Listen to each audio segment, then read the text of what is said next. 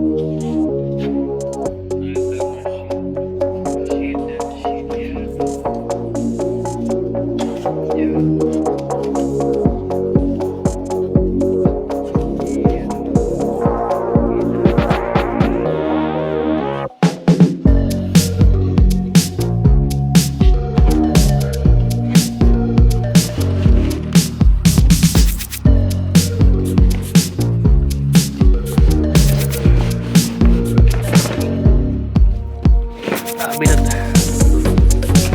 Ya, mga kapatid. Sabay binat.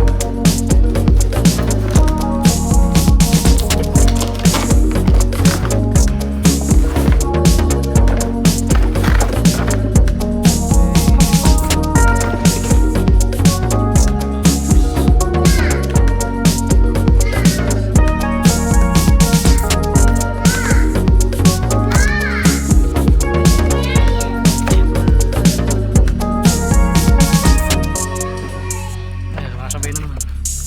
Kung may ginagawa. Nung kanina, ayaw ng chocolate. Uba ka dyan.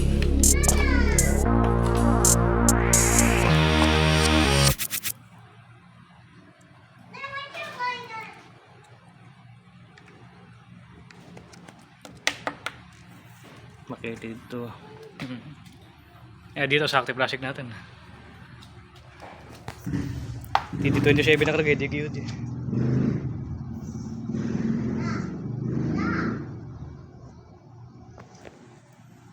Check for cracks. Drain.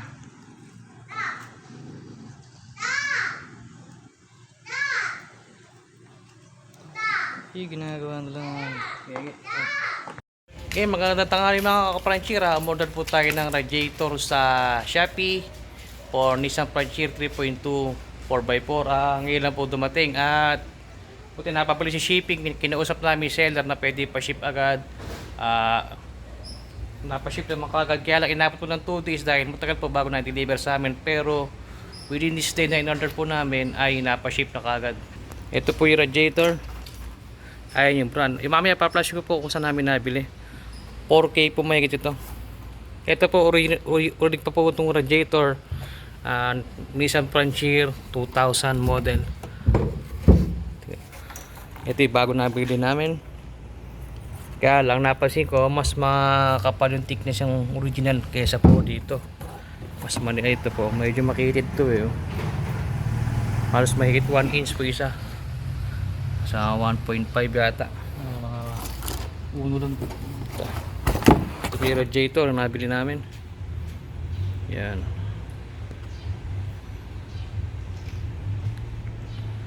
Check muna namin bago ikabit. Tapat po yung mga butas. Ito po yung yan yung buta. Biling mo. Yan. Yan yung radiator. Kunin natin yung ayan. Pagkakaiba nila. Mas manipis po ito. Ito medyo makapal. Hindi ko alam kung 3 rows to o yung position ng radiator. Kabitan ng upper radiator hose parehas naman. Tapos yung lower ATF line. Ayan, parehas naman.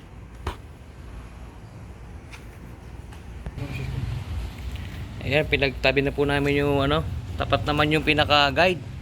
Pag tinusok, tapat naman. Tapos check natin yung sa fitting ng ano, ATF. Okay, parehas na may laki ng tube. So dito ay magbabago ng hose. At ikakabit ko na rin po ngayon to. Okay pa naman itong dating radiator, kaya lang para may peace of mind tayo, mas mabuti na yung bago. Ayan, parehas din naman yung lapad. Kaya lang nagkaiba po yung sa thickness. Ayan, at ikakabit ko muna po yung radiator. At maraming salamat po. A few hours later. Ayun, nahatpok na po namin radiator. Sakto po, lahat sakto. Pati yung tusukan po sa ilalim yan, pati yung linya na ATF, pati radiator, hose, sakto po. Yan.